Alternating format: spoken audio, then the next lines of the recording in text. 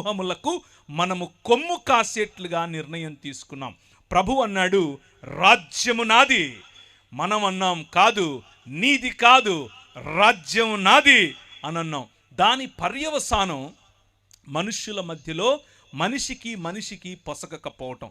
అత్తకు కోడలకు పడదు, అమ్మకు కూతురుకు పడదు, నాన్నకు టీనేజ్ బాయ్కి పడదు.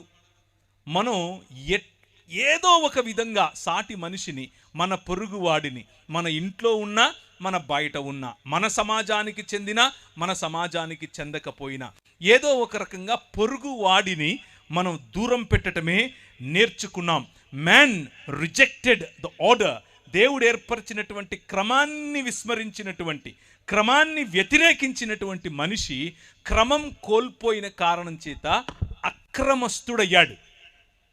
అక్రమములో బ్రతకటం నేర్చుకున్నాడు. దాని కారణంగానే సోదరుణ్ణి చంపాడు.